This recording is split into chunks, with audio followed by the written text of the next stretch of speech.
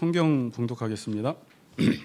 사사기 14장 5절에서 20절 말씀입니다. 삼손이 그의 부모와 함께 딥나에 내려가 딥나의 포도원에 이른즉 젊은 사자가 그를 보고 소리 지르는지라. 여호와의 영이 삼손에게 강하게 임하니 그가 손에 아무것도 없이 그 사자를 염소 새끼를 찢는 것 같이 찢었으나 그는 자기가 행한 일을 부모에게 알리지 아니하였더라. 그가 내려가서 그 여자와 말하니 그 여자가 삼손의 눈에 들었더라. 얼마 후에 삼손이 그 여자를 맞이하려고 다시 가다가 돌이켜 그 사자의 주검을 본즉 사자의 몸에 벌떼와 꿀이 있는지라. 손으로 그 꿀을 떠서 걸어가며 먹고 그의 부모에게 이르러 그들에게 그것을 들여서 먹게 하였으나 그 꿀을 사자의 몸에서 떠왔다고는 알리지 아니하였더라. 삼손의 아버지가 여자에게로 내려가매 삼손이 거기서 잔치를 베풀었으니 청년들은 이렇게 행하는 풍속이 있음이더라. 무리가 삼손을 보고 30명을 데려와서 친구를 삼아 그와 함께 하게 한지라. 삼손이 그들에게 이르되 이제 내가 너희에게 수수께끼를 내리니 잔치하는 이래 동안에 너희가 그것을 풀어 내게 말하면 내가 베옷 30벌과 겉옷 30벌을 너희에게 주리라. 그러나 그것을 능히 내게 말하지 못하면 너희가 내게 베옷 30벌과 겉옷 30벌을 줄지니라 하니 그들이 이르되 내가 수수께끼를 내면 우리가 그것을 들으리라 하매 삼손이 그들에게 이르되 먹는 자에게서 먹는 것이 나오고 강한 자에게서 단 것이 나왔느니라 하니라. 그들이 사흘이 되도록 수수께끼를 풀지 못하였더라. 네, 우리 거기까지만 그냥 오늘 읽겠습니다. 좀 본문이 길어서 제가 뒷부분 설교하면서 설명을 드리겠습니다. 오늘은 14장 좀 전체를 다 살펴보도록 하겠습니다. 자, 오늘 제목은 수수께끼를 풀어보자입니다. 여러분들도 한번 수수께끼를 한번 잘 풀어보세요. 어려워요, 수수께끼가. 잘 풀려서 좀 은혜 받는 시간 되기를 바랍니다. 자, 같이 한번 또 앞뒤로 인사합시다. 하나님이 가장 강하십니다. 이렇게 인사합시다. 하나님이 가장 강하십니다. 아멘. 믿습니까? 하나님이 가장 강하십니다. 네. 대한민국 사람이라면 사회생활을 하면서 누구나 한 번쯤 들어온 말이 있을 것입니다. 성공하려면 줄을 잘 서야 해. 라인이 중요한 거야. 나만 믿고 따라와. 이런 말 들어보셨습니까? 못 들어보셨어요. 사회생활 하면서. 네. 자, 그래서 지금도 어떤 줄에 서야 할까를 지금도 고민하는 분들이 많이 있어요. 직장이나 사회에서 내가 누구 밑에 줄 서야지 인생이 잘 풀릴까, 성공할까를 고민하면서 어떤 줄에 설까를 생각하는 사람들이 많습니다. 내가 지금 갈아타야 할 때인지 계속 붙어 있어야 할 때인지 고민하는 사람들이 있다는 것입니다. 자, 우리 목회자 세계에서도 하다못해 어떤 목사님 밑에 줄을 서야지 목회가 성공할까라고 하면서 줄을 또 잘 서려고 하는 분들도 간혹가다 계십니다. 자, 줄 선다라는 말이 성경적으로 보면 내가 누구를 섬기고 있느냐라는 말이에요. 우리는 누구를 섬기고 있습니까? 이 말을 다른 말로 하면 나는 누구의 말을 듣고 있냐라는 거예요. 자, 이 질문은 되게 중요한 질문이에요. 나는 누구의 말을 듣고 있느냐? 한번 스스로에게 질문을 해보세요. 내가 누구의 말을 듣고 있는지를 알려면 내가 지금 어떤 행동을 하는지를 보면 알 수가 있어요. 내가 지금 듣고 있는 말에 의해서 행동하고 있기 때문입니다. 자, 인간은요, 하나님 말씀에 불순종하면 다른 대상에게 순종하고 있습니다. 그리고 다른 대상에게 불순종을 하면 하나님께 순종하고 있는 상태예요. 그래서 교인들이 지금 하나님과 멀어져 있고 내가 요즘 하나님의 말씀에 순종을 하지 않는다라는 것은 그냥 불순종하는 것이 아니라 다른 대상에게는 순종을 하고 있다라는 말입니다. 그런데 다른 대상의 말을 어느 날 안 듣기 시작하면서 어떤 사람이 은혜를 받으면 또 하나님의 말씀에 그렇게 또 순종을 잘하기도 합니다. 여러분들은 지금 내가 누구의 말을 듣고 있는지, 나는 누구의 말을 듣고 행동하고 있는지를 한번 살펴보시고 내가 누구의 말을 듣고 행동하고 있는 것이 그 사람의 지배를 받고 있다라고 성경은 표현을 합니다. 죄의 지배 아래에 있느냐, 은혜의 지배 아래에 있느냐 이렇게 표현을 해요. 자, 지금 삼손 시대는 블레셋이 이스라엘을 지배하고 있던 때라는 걸 계속 강조하고 있습니다. 블레셋이 이스라엘을 지금 다스리고 있었습니다. 여러분, 원래 이스라엘은 누구의 다스림을 받아야 돼요? 하나님의 다스림과 하나님의 지배와 하나님의 통치를 받아야 하는데 여호수아 시대까지만 해도 이렇게 하나님의 다스림을 받다가 어찌하다 보니까 이제 어디까지 온 거냐면 블레셋의 지배를 받는, 그리고 블레셋의 지배를 받으면서도 그게 괴로운 줄 모르는 심각한 상태에 처하게 된 거예요. 괴로운지 모르니까 이제 부르짖지도 않는, 더 나아가서 블레셋의 지배받는 것을 당연하게 생각하고 익숙하게 생각하는 지경에까지 오게 된 것입니다. 그러니까 그리스도인들이 하나님의 지배를 받아야 마땅한데 세상의 지배를 받고 있으면서도 전혀 양심의 가책을 느끼지 못하고 뭐가 문제인지를 모르는 채 자연스럽게 그냥 세상의 지배를 받고 있는 상태, 이 상태가 지금 이스라엘 백성들의 상태였습니다. 왜 이스라엘 백성들이 블레셋의 지배를 받으며 살고 이 블레셋의 지배를 받는 것을 당연하게 생각하고 있었을까? 이거 한 칸만 줄여주세요. 네네.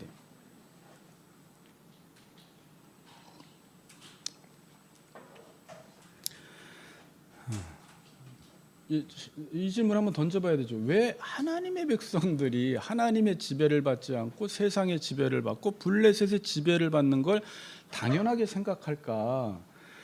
마침 제가 이번 주에 이제 다음 책을 좀 고민을 하다가 우리 남자 집사님들 직장 생활 바쁜데 어떤 책을 좀 스터디해야 될까 하다가 여러 책을 고르고 있는 중에 있는데 그 중에 한 책이 야근하는 당신에게라는 책이에요. 이 책이 참 유익하다고 해서 제가 쭉 살펴보다가 책을 사서 지금 보고 있는데 이건 단순히 야근에 대해서 야근이라는 주제로 지금 책을 쓴 게 아니라 너무 바쁘고 할 일이 많아서 지금 세상이 요구하는 일이 너무 많아서 지금 안식이 없는 이 세대를 위로하는 책입니다. 위로하는 책.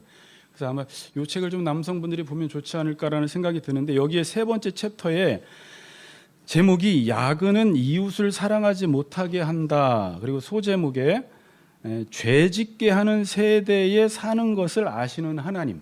참 위로가 되죠. 그러니까 우리가 죄를 세상에 타협하면서 죄를 짓게 되는데 우리가 세상에게 이렇게 내가 죄를 짓는 것도 있지만 세상이 나를 죄 짓게 한다라는 것을 하나님도 알고 계신다라는 거예요. 자, 한번 잠깐 읽어드릴게요. 당신은 죄를 짓습니다. 세상은 당신에게 가족을 사랑하며 돌보지 말라고, 탐욕을 품으라고, 정직하게 살지 말라고 합니다. 그리고 이웃을 돌보지 말라고 합니다. 어제와 오늘 일에 지쳐 있는 당신은 수없이 많은 죄를 지었고 더욱 두렵게는 더 많은 죄를 지으라는 요구를 받고 있습니다. 이렇게 세상과 타협하지 않으면 생존이 어려운 시대이니까요. 그러니까 우리가 죄를 짓는 것도 있지만 세상이 우리를 살인을 한다라는 거예요. 지금 이 책에서는. 그리고 왜 우리가 죄를 지을 수밖에 없고 세상의 말을 들을 수밖에 없는가? 이 저자는 이렇게 세상과 타협하지 않으면 생존이 어려운 시대이기 때문에 그렇다라는 거예요. 지금 사람들이 그렇게 이야기를 한다라는 것입니다. 그래서 동료들을 돌보지 못하게 하고, 왜? 야근하고 바쁘게 살아가고 그렇게 살지 않으면 성공하지 못한다고 하고 또 세상이 계속해서 우리에게 더 많은 일들을 요구하고 있잖아요. 근데 이게 생존을 위해서는 타협하고 어쩔 수 없다라는 건데 그 세상의 말을 듣고 살다 보면 놓치는 게 뭐냐면 이웃을 돌보지 못하고 자꾸 탐심을 가지고 살아가게 되고 자기의 가족을 돌보지 못한다라는 거예요. 근데 보통 사람들은 목사님 제가 세상과 타협할 수밖에 없는 이유는 어쩔 수 없습니다. 생존을 위해서입니다라고 하는데 세상은 우리의 생존을 위해서 우리를 도와주는 것 같지만 결국은 어떻게 해요? 우리의 생존을 위협하고 있는 거예요. 위협하고 있는 거예요. 그래서 세 번째 챕터가 야근은 이웃을 사랑하지 못하게 한다라는 거예요. 이걸 읽으면서 얼마 전에 제가 설교했던 것이 기억이 나더라고요. 우리는 덜 소중한 것을 얻기 위해서 더 소중한 것을 버린다라고 이야기했죠. 지금 성경이 강조하는 소중한 것은 뭐라고 했어요? 관계라는 거죠. 근데 세상은 우리의 생존을 위해서 계속해서 우리를 바쁘게 만들어서 열심히 바쁘게 살아서 많은 것들을 얻은 것 같지만 어떻게 된다라는 거예요? 결국 우리의 생존이 위협당하고 있다라는 말을 지금 하고 있는 것입니다. 지금 그리스도인들이 세상의 지배를 받는 것을 당연하게 생각하는 것은 생존 문제는 세상이 책임져 준다고 생각하고 세상이 하나님보다 더 강하다고 생각하기 때문에 세상의 지배를 받고 세상과 타협을 하는 것입니다. 자, 저도 그렇고 오늘 여러분들도 그렇고 한번 질문해 보세요. 여러분의 인생은 세상이 책임져 줘요? 하나님이 책임져 줘요? 근데 말은 하나님이 책임져 준다고 하면서 우리는 누구의 말을 자꾸 듣고 살아가요? 하나님의 말보다는 세상의 말을 듣고 세상에게 자꾸 순종을 한다라는 것입니다. 자, 이스라엘이 블레셋의 다스림을 받는다는 것을 당연하게 생각하던 때 지금 삼손이 사사직을 감당하고 있는 것입니다. 그러니까 아주 어려울 때 사사직을 감당하는 거예요. 이스라엘 백성들의 지배받는 것을 당연하게 생각하고 있던 때에 삼손이 사사직을 감당해요. 그 전까지의 사사는 어땠어요? 누군가 이방인의 지배를 받고 있으면 우리는 이방인의 지배를 받으면 안 되는데 괴로운데 그래서 하나님께 부르짖을 때 사사를 세워서 하나님이 그들을 구원하셨는데 지금은 이스라엘 백성들이 블레셋의 지배를 받는 것에 익숙해져 있고 당연하다고 생각할 때에 삼손이 사사직을 감당한다라는 것은 여러분들이 생각해 보세요. 얼마나 어려웠을까를 한번 생각해 보세요.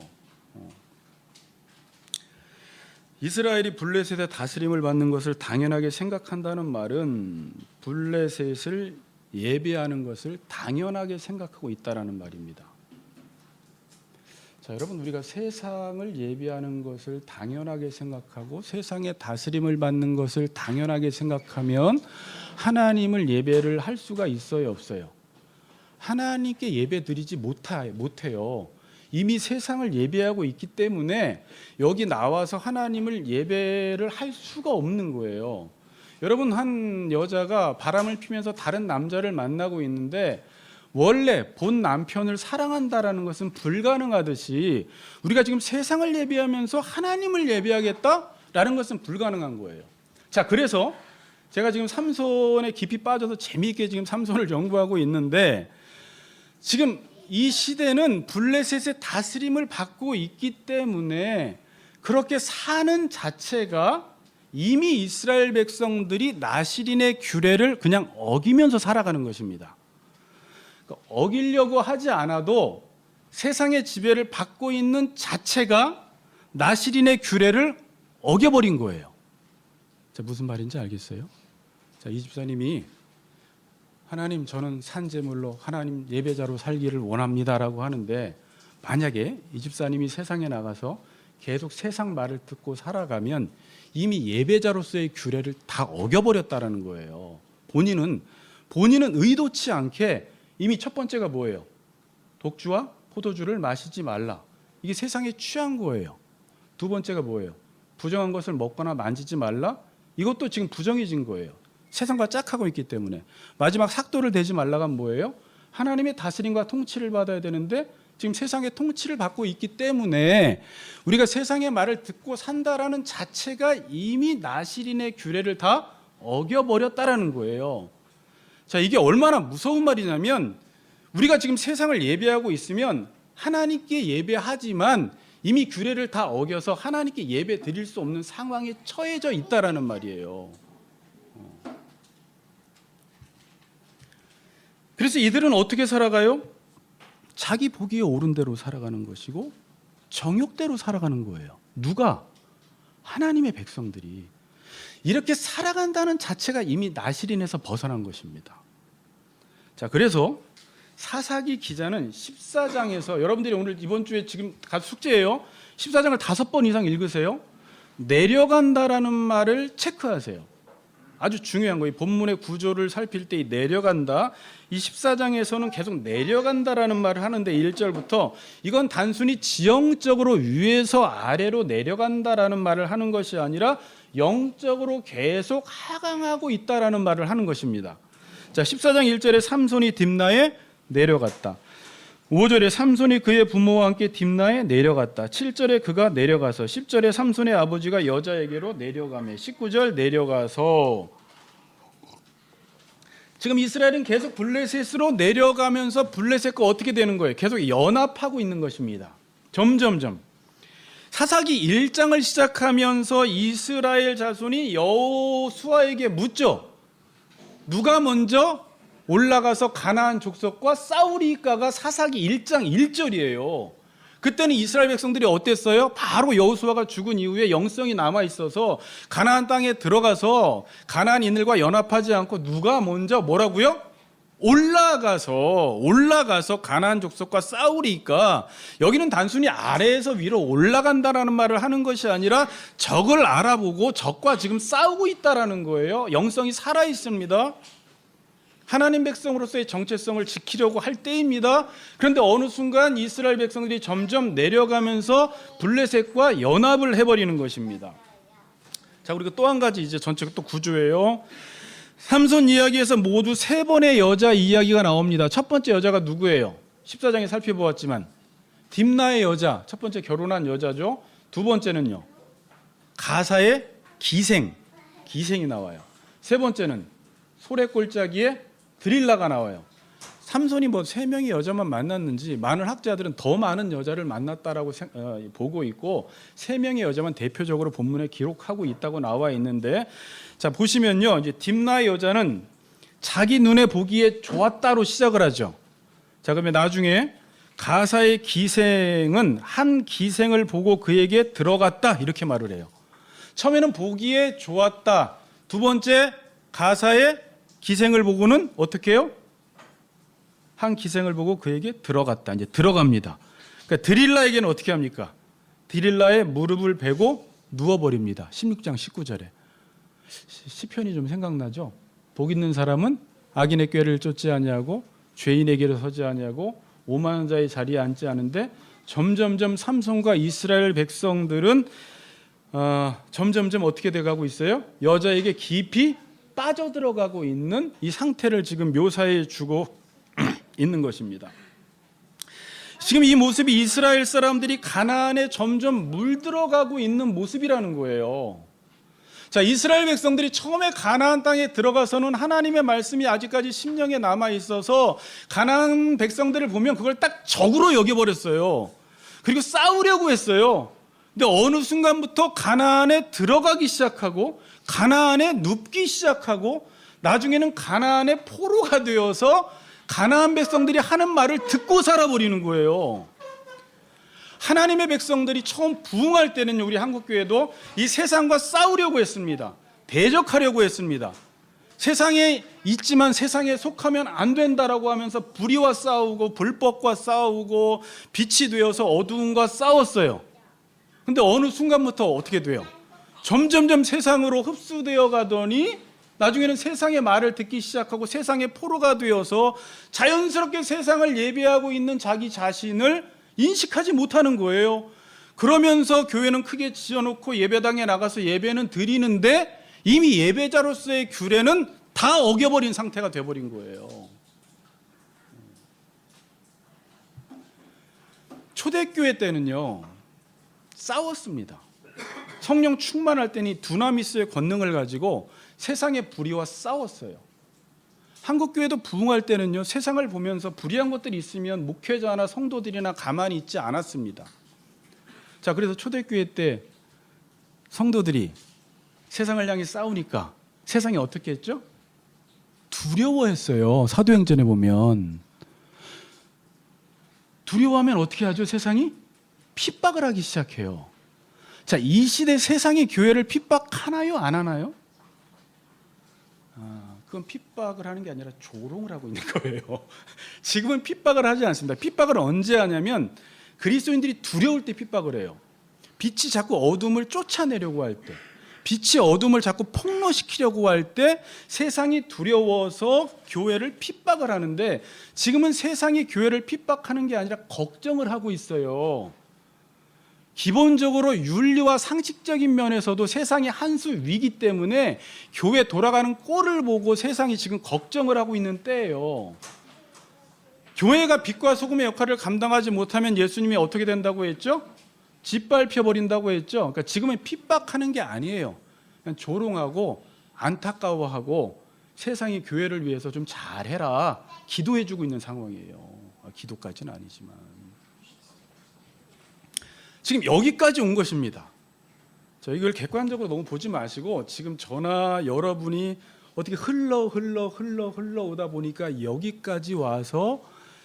나가기만 하면 세상을 예배하면서 교회 나와서 예배를 드리는데 규례를 다 어긴 상태 속에서 과연 하나님은 이 시대 속에 선지자, 목회자들을 통해서 어떻게 구원을 해나가실까? 많은 사람들은 구원이 끝난 게 아닌가? 우리 인간의 행위를 볼 때는 더 이상 하나님의 구원이 이루어지지 않는 상황 속에서 하나님은 언약을 이루시는 분으로서 이 땅 가운데 어떻게 일을 하시는지 궁금하잖아요. 그 내용이 지금 삼손 이야기에 나오고 있단 말이에요. 저는 그래서 이게 여기서 여러분 이게 우울해 보이지만 엄청난 복음의 소식으로 들렸어요. 그러한 가운데 하나님은 어떻게 하나님의 계획과 뜻을 펼쳐 나가시냐라는 말입니다. 자, 이스라엘은 완전히 블레셋의 지배를 받고 살아갑니다. 자기 보기에 옳은 대로 살아가요. 정욕대로 살아갑니다. 충동적으로 살아갑니다. 본능적으로 살아갑니다. 그런데 이러한 가운데서 놀라운 것은 뭐예요? 하나님의 영이 갑자기 임해요. 하나님의 영이 강하게 임해요. 그러면서 하나님의 영이 임함으로 희한한 방법으로 이전과 다른 방식으로 하나님께서 이스라엘 백성들을 블레셋에서 구원해 가기 시작하는 것입니다. 자, 설교가 재미있죠? 네. 자, 14절부터 이제 본문을 잠깐 보세요. 14장 4절부터. 그때 블레셋 사람이 이스라엘을 다스린 까닭에 삼손이 틈을 따서 블레셋 사람을 치려 하였음이었으나 그의 부모는 이 일이 여호와께로부터 나온 것인 줄을 알지 못하였더라. 자, 여기서 블레셋이 이스라엘을 다스리는데 블레셋을 쳐야 돼요. 잘 들으세요. 블레셋이 이스라엘을 다스리면 블레셋을 칠 수 있어요, 없어요? 없어요.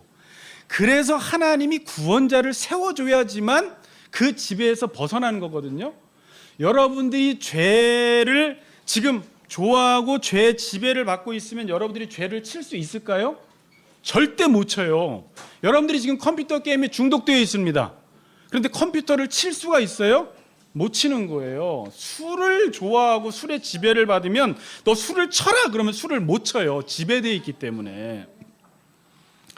근데 지금 하나님이 복음이 뭐냐면 블레셋의 지배 아래에 있어서 우리는 블레셋을 칠 수 없는데 삼손을 통해서 이 블레셋을 치겠다라는 것을 수수께끼라는 이 계시를 통해서 하나님이 지금 어떻게 일하시는지를 보여주어서 이 수수께끼를 풀어나간다라는 건 상당히 중요한 의미예요. 이전에 역사서에서는 하나님이 선지자를 통해서 직접적으로 하나님의 메시지를 간접적으로 전하지 않고 직접적으로 전해주었어요. 내가 어떻게 하겠다. 너희들이 이렇게 해라. 너희들은 뭐 바벨론 포로에 끌려간다. 그러니까 어떻게 해라 라고 구체적으로 전해주었지만 지금 이 시대는 하나님의 말씀이 닫혀있고 하나님의 말씀을 듣지 않고 선지자도 없고 사사도 타락했기 때문에 하나님이 오묘한 수수께끼를 통해서 지금 하나님의 계시의 말씀을 지금 주고 있다라는 말이에요. 블레셋의 지배 아래에 있는데 블레셋을 쳐야 하는 상황 속에 하나님이 역사하시는 것입니다. 자, 그리고 5절 6절 보세요. 삼손이 그의 부모와 함께 딥나에 내려가 딥나의 포도원에 이른즉 젊은 사자가 그를 보고 소리 지르는지라 여호와의 영이 삼손에게 강하게 임하니. 자, 요거는 색연필이 아니죠. 형광펜으로 한번 쭉 쳐요. 앞으로 여호와의 영이 임한다라는 것을 한번 줄쳐 놓으세요.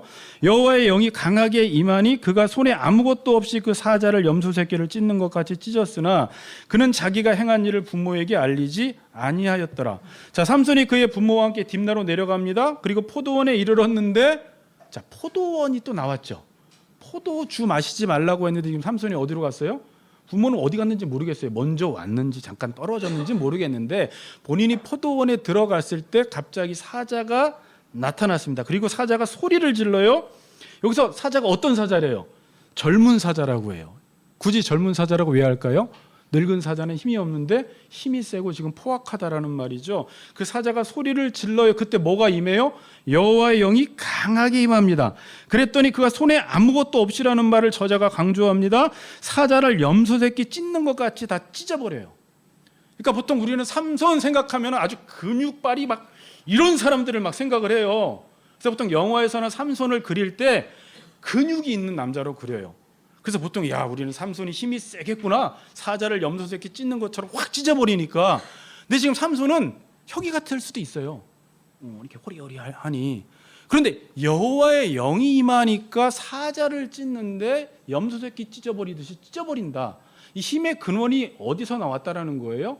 여호와로부터 지금 하나님께서 힘이 나와서 삼손이 사자를 찢어버렸다라는 말을 지금 하고 있는 것입니다.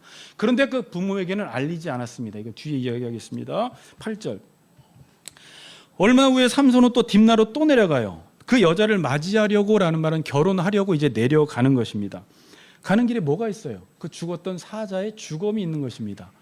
여러분 보통 사자가 죽으면 거기에 뭐가 있어요? 일반적으로 뭐가 죽었어, 시체가 썩었어, 냄새가 나, 그 뭐 구더기나 벌레나 파리떼가 있어야 되는데 풀벌이 여기 있어요. 이게 말이 안 되는 거예요. 벌떼가 여기 있고 꿀이 여기 있는 거예요.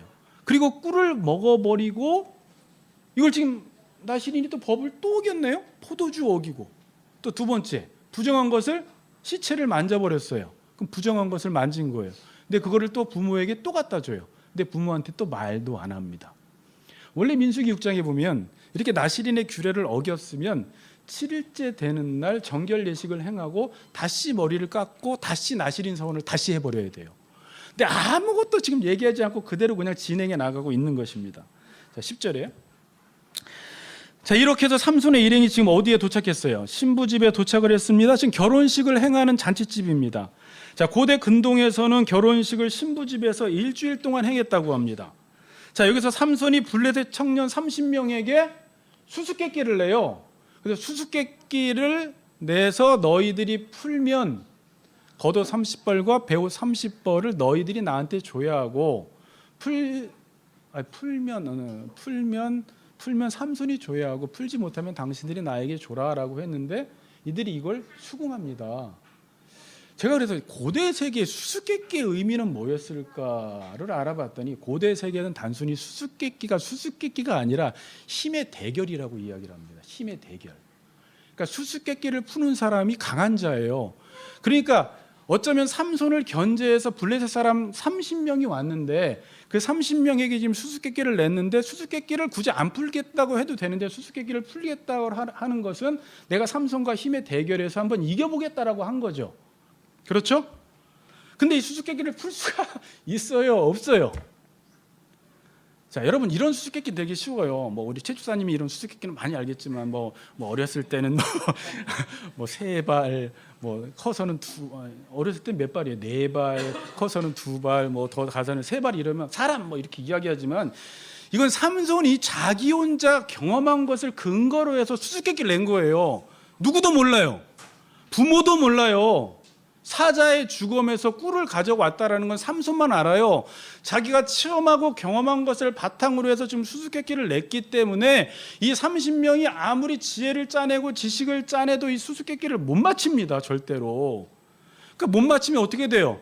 겉옷 30벌과 배옷 30벌을 줄 수밖에 없으니까 또 힘의 대결 구도에서 밀리니까 누구를 꼬셔요? 삼손의 아내를 꼬셔요. 블레셋 사람 삼손의 아내를. 그래서 너가 이 비밀을 내게 알려주지 않으면 너 남편 어떻게 하든지 구워 삶아서 이 답을 알아오라는 거예요. 알아오지 않으면 어떻게 한대요? 협박을 합니다. 너와 네 아버지 집을 다 불태워버리겠다고 한 거예요. 그러니까 그 여인이 삼손에게 가서 어떻게 했어요? 당신 나 사랑해 안 해? 사랑한다면 답을 제발 좀 알려줘. 말랑방구를 끼웠겠죠. 삼손이 알려주었어요. 설마 삼손은 이 이야기를 블레셋 사람들에게 전할 줄 몰랐는데 당연히 자기와 자기 아버지 집을 불태운다고 하니까 삼손의 아내가 블레셋 사람들에게 답을 알려주었습니다. 그래서 18절에는 블레셋 사람들이 답을 맞춰버려요. 7째 날 해 지기 전에 성읍 사람들이 삼손에게 이르되 무엇이 꿀보다 달겠으며 무엇이 사자보다 강하겠느냐. 자, 답이 뭐예요 그러면? 꿀과 사자예요. 꿀과 사자. 자, 이거 좀 이따 뒤에 또 말씀드릴게요. 자, 그럼 삼손이 지금 어떻게 해야 돼요? 졌어요. 어이구, 우리 아내에게 알려줬더니 아내가 후두닥 가가지고 자기 블레셋인들에게 그 답을 알려주어서 블레셋 사람들이 답을 맞춰버린 것입니다. 그럼 뭘 해줘야 돼요? 배옷 30벌과 겉옷 30벌을 줘야 되는데 참 재밌는 게 이걸 군대에서는 위치 위동이라고 해요. 결국 블레셋 사람들을 죽거든요. 블레셋의 도시인 아스글론에 내려가서 삼손이 블레셋 사람 30명을 죽여버려요. 지금 삼손은 자기도 모르게 블레셋을 계속 치고 있는 거예요. 30명을 죽여서 겉옷 30벌과 베옷 30벌을 뺏어와서 이 블레셋 사람들에게 줘버립니다. 이걸 뭔 이동? 그냥 위치 이동만 한 거예요. 자, 그리고 19절에는 삼손이 너무 화가 나서 이 힘의 대결 구도에도 졌잖아요. 그들이 이 수수께끼를 맞췄잖아요. 너무 화가 나서 자기 집으로 확 올라가 버립니다. 그랬더니 이 삼손의 아내의 아버지, 그러니까 장인이 지금 삼손이 화나서 자기 집으로 올라가고 자기 딸을 버렸다라고 생각을 해서 그 30명의 블레셋인들 중에 한 명에게 자기 딸을 시집 보내버리는 거예요. 버림받은 줄 알고. 그렇게 해서 오늘 본문이 딱 끝나버립니다. 저는 이 본문을 읽으면서 이런 내용이 왜 나오지? 그냥 재밌네. 왜 복수하는 내용이 계속 나오지? 여기서 메시지가 뭐지라는 여러분들 궁금증을 가지고 지금 한번 보세요. 자, 여러분, 자 14장 5절에서 20절의 본문의 구조를 잠깐 보면 이 본문의 구조의 처음과 마지막에 어떤 구절이 있어요? 처음과 마지막에 6절과 19절에 그렇죠.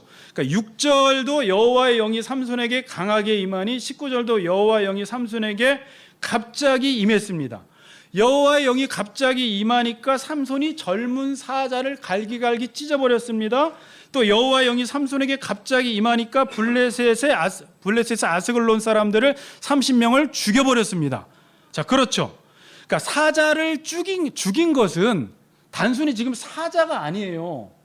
이 사자는 누구예요? 강한 자, 젊은 사자, 블레셋을 지금 가리키는 거예요. 자, 이걸 어떻게 알 수 있냐면 병행 구절이 하나 있습니다. 14장 5절과 15장 14절이 병행 구절인데, 자 15장 14절을 한번 보세요.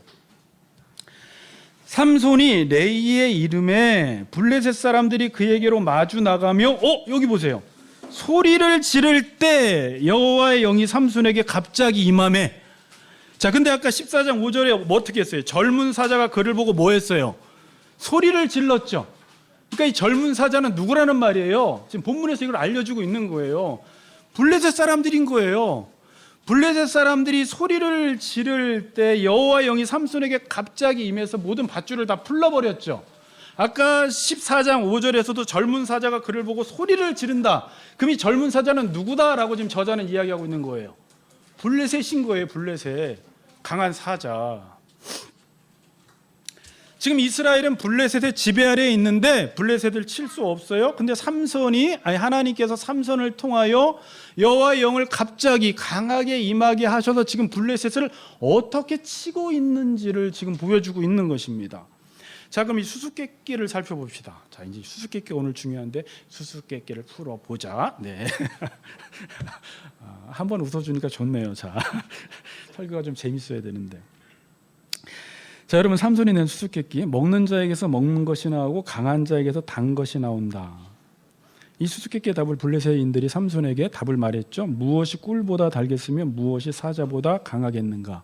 이게 히브리어 평행법입니다. 자, 그러니까 위아래를 배치해 보세요. 먹는 것에서 먹는 것이 나오고 강한 자에게서 단 것이 나온다. 히브리 평행법인데 단어만 다르게 쓰고 의미가 같은 거예요. 그럼 먹는 자와 강한 자가 같은 의미죠. 이 블레셋이라는 의미예요. 그럼 여기서 먹는 것에서 먹는 것이 나왔다. 강한 자에게서 단 것이 나왔다. 그럼 먹는 것과 단 것은 뭐예요? 꿀이라는 거예요. 그러니까 여기서는 이제 블레셋 사람들이 꿀과 사자라고 대답을 했는데 답은 말했지만 이 답 안에 있는 진정한 의미는 이들이 지금 알지 못합니다. 지금 누구도 모르냐면 삼손도 이 수수께끼를 답은 알지만 진정한 하나님이 그에게 주신 의미는 몰라요.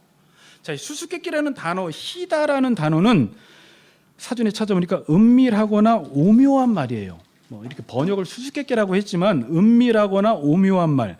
이 단어가 어디 나오냐면 에스겔서 17장 1절 2절에 보면 앞에 띄워주세요. 여호와의 말씀이 내게 임하여 이르시되 인자야 너는 이스라엘 족속에게 수수께끼와 비유를 말하라. 이 수수께끼라는 말입니다. 그러니까 여기서 수수께끼라는 말은 하나님에 의하여 주어진 은밀하거나 오묘한 말, 계시를 의미합니다. 그러니까 이 수수께끼 안에는 하나님이 주신 어떤 메시지가 있다라는 거예요. 네? 자, 여러분 아까 삼손이 딥나로 부모님과 내려가다가 갑자기 포도원 앞에서 사자가 나타나는 것도 이상하고 사자 앞에서 잡혀 먹어야 되는데 그때 갑자기 여호와의 영이 강하게 임해서 삼손이 그 사자를 염소새끼 찢듯이 찢어버리고 얼마 후에 조금 있다가 또다시 내려가는 길에 결혼하러 내려가는 길에 그의 주검을 봤는데 그의 주검 안에 벌다와 있고 꿀이 있어요. 이게 일반적인 일이 아니에요. 하나님은 이 사건을 통해서 지금 이스라엘 백성과 삼손에게 오묘한 말, 은밀한 말을 지금 메시지를 주는 것입니다. 그런데 블레셋 사람들도 정답은 맞췄지만 그 의미, 그 진정한 의미를 알지 못하고 삼손조차도 이 의미를 알지 못하고 있습니다. 자, 그럼 여기서 사자가 누구라고요? 블레셋입니다. 블레셋보다 근데 강한 존재가 누구예요, 여러분? 여호와 하나님이세요.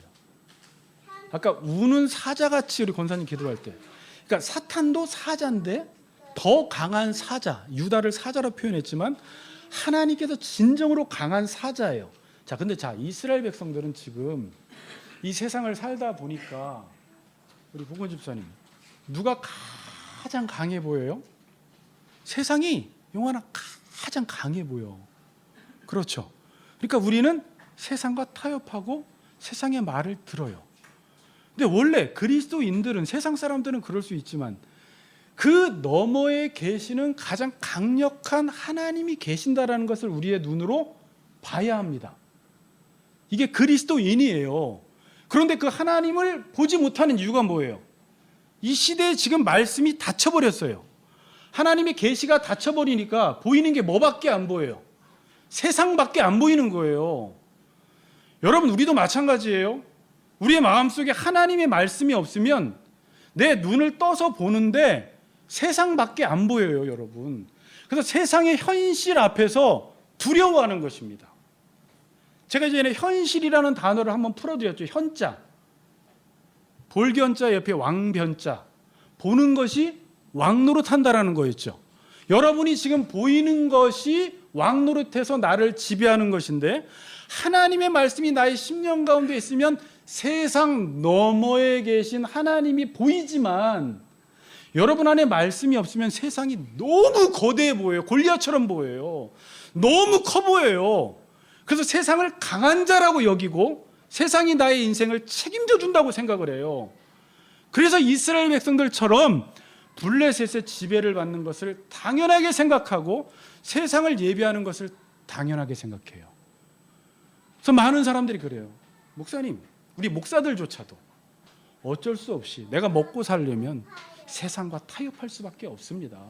이건 생존 문제가 걸린 것입니다 라는 말은 여호와 하나님보다 세상이 훨씬 커 보이는 거예요. 그래서 여호수아 시대까지만 해도 이스라엘 백성들이 줄을 잘 섰습니다, 여러분. 하나님 밑에 줄을 섰어요. 근데 어느 순간부터 갈아타기란 거예요. 누구에게? 이방신 블레셋에게 줄을 서버린 거예요. 왜? 그가 가장 강해 보였기 때문에.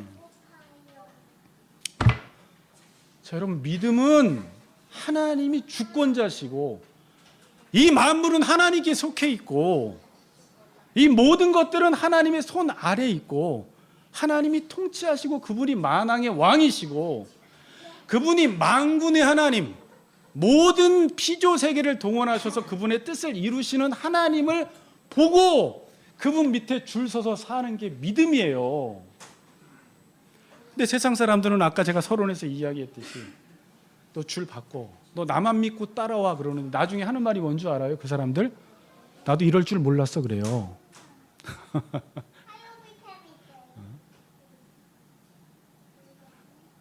다리 들지 마세요. 지금 무슨 메시지 전하는지 알겠어요? 예수님이 그러셨어요. 너희가 세상에서 환난을 당하나 담대하라. 내가 세상을 이기었다라고 이야기해요. 자, 여러분, 우리는 세상을 이긴 자예요. 그리고 예수님이 40일 동안 성령에 이끌려서 광야에서 시험을 받았는데 이겼어요, 졌어요? 이겼어요. 이 말이 뭐예요? 예수 그리스도와 접붙임된 그들, 교회 머리가 되신 예수님과 연합된 교회 공동체는 세상을 이길 수 있다라는 말이에요. 자, 그런데 여러분, 우리는 계속 저도 그렇고 여러분들도 그렇고 세상을 두려워해요. 어쩔 수 없다고 이야기해요. 자꾸 세상과 손을 잡아요. 세상이 나를 책임져 준다고 생각을 해요. 여러분, 근데 가정 안에 돈이 떨어져 가기 시작하고 내 삶에 위기가 닥치면 저나 여러분이나 하나님이 보이지 않고 자꾸 당장 사람이 보이고 권세 있는 자들이 보이고 능력 있는 자들이 보이고 줄을 바꿔서 하나님보다 그 사람 밑에서 도움을 받고 싶은 게 연약한 우리의 마음이라니까요. 그래서 이스라엘 백성들이 이렇게 돼버린 거예요. 블레셋의 지배받는 것을 당연하게 생각해버린 거예요. 그래서 나시린의 규례를 다 어겨버린 거예요. 저는 무서워요. 이렇게 많은 사람들이 나와서 예배를 드리는데 이미 나시린의 규례를 다 어겨버린 사람들, 세상을 예배하고 있는 사람들, 그리고 하나님 앞에 나와서 예배하겠다고 헌금 내고 엎드리고 기도하고 울고 있는데 이미 하나님께 예배하기에는 불가능한 사람들이 앉아서 예배드리고 있다라는 거예요. 자, 그러한 가운데 하나님의 마음이 얼마나 애탈지를 생각해 보세요. 이들을 통하여 제사장 나라로 삼고 하나님 이들을 통하여 하나님을 선전하는 백성, 하나님의 복의 통로 유통자로 여러분들을 부르셨는데 이미 세상을 다 예배하고 있어 버리니까 나시린의 규례를 다 어기고 하나님께 바쳐져야 할 사람들이 세상에게 바쳐져 있고 더 큰 하나님, 더 강하신 하나님이 계신데 블레셋 보면서 겁나하고 그 사자를 겁내하면서 꿀이라는 것이, 단 거라는 것이 블레셋으로부터 온다고 생각을 하는데 아니에요. 더 강한 자는 하나님이시고 이 꿀이 뭐냐면요, 학자들마다 여러 가지로 해석을 하는데 가나안 땅이 젖과 꿀이 흐르는 땅, 하나님의 말씀의 꿀은 블레셋이 주는 것이 아니라 더 강하신 하나님께서 우리에게 주신다라는 거예요. 이 수수께끼 안에 이러한 오묘한 진리가 들어가 있어요. 저 처음 알았습니다. 지금 목회를 이렇게 오래 했지만 이 수수께끼 비밀을 푸는데.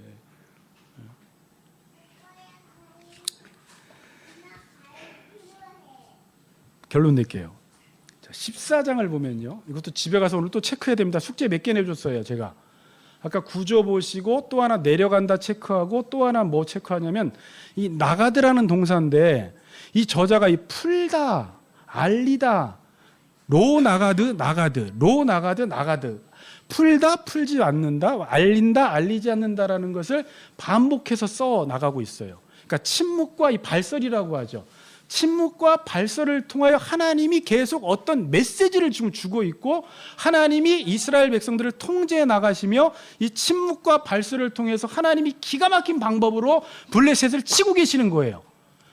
그래서 여러분들 본문에 보면, 자 14장 보세요. 6절에 알리지 아니하였더라, 나가드입니다. 9절에 알리지 아니하였더라, 나가드예요. 자 12절에 이래 동안에 너희가 그것을 풀어, 이것도 나가드입니다. 14절에 수수께끼를 풀지 못하였더라, 로 나가드예요. 또 풀지 못해요. 또 어디 나와 있어요? 16절에 알려주지 아니하도다, 이것도 나가드예요. 또 밑에 아니하도다, 16절에 알려주지, 또 알게 하리요, 17절에 알려주매, 자기 백성에게 알려주었더라, 또 18절 마지막에 풀지 못하였더라. 이 나가드라는 동사가 계속 나와요.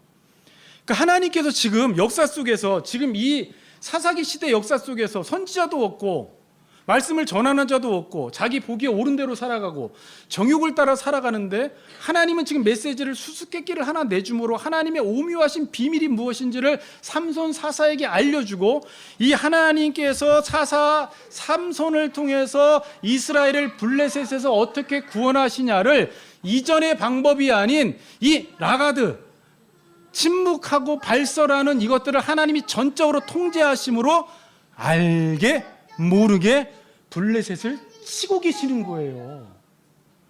재밌지 않아요? 놀라운 일이에요. 자, 그런데 여러분,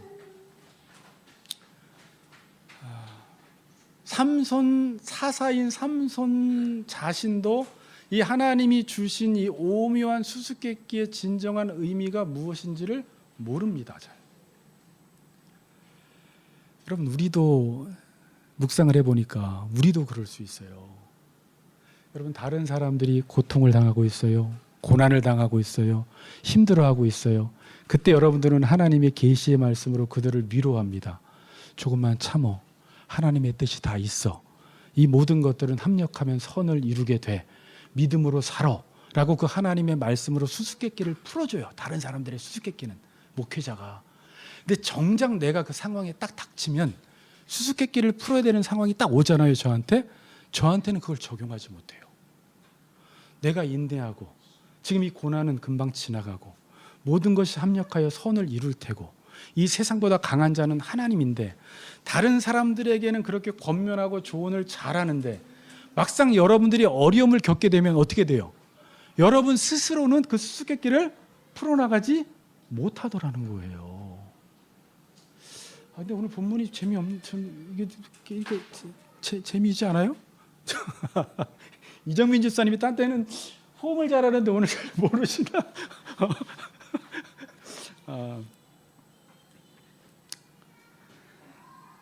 여러분 오늘 14장 결론은 하나님께서 살아계신다는 거예요.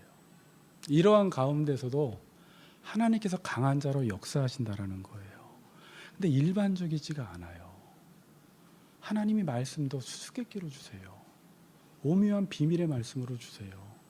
그리고 하나님이 일을 해나가시는데 모든 사람들이 각각 자기 소견에 옳은 대로 살아가면 하나님의 뜻이 전혀 이루어질 것 같지 않은데 때로는 우리의 입을 막으시고 때로는 우리의 입을 열게 하셔서 나도 모르는 사이에 알고 봤더니 하나님의 뜻이 이루어져 가고 있고 하나님이 기가 막히게 일해 왔다라는 것을 우리가 보게 된다라는 것입니다. 자, 놀랍지 않아요?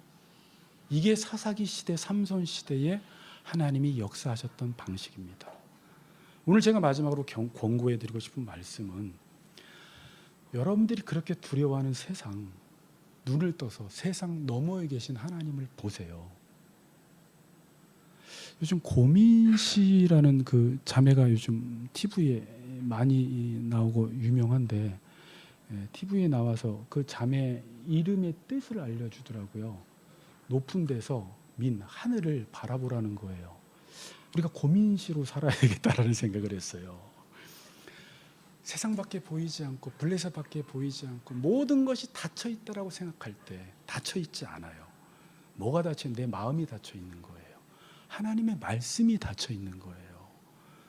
눈을 들어 산을 보아라. 나의 도움이 어디서 올고 나의 도움이 천지를 지으신 여호와에게서로다. 사자보다 더 강한 사자가 여호와라는 사실을 기억하며 블레셋에 지배받는 걸 당연하게 생각하지 마시고 하나님을 예배하고 하나님의 통치를 받는 우리 같이 걷는 교회 성도님들 되시기를 주의 이름으로 축복합니다. 아멘.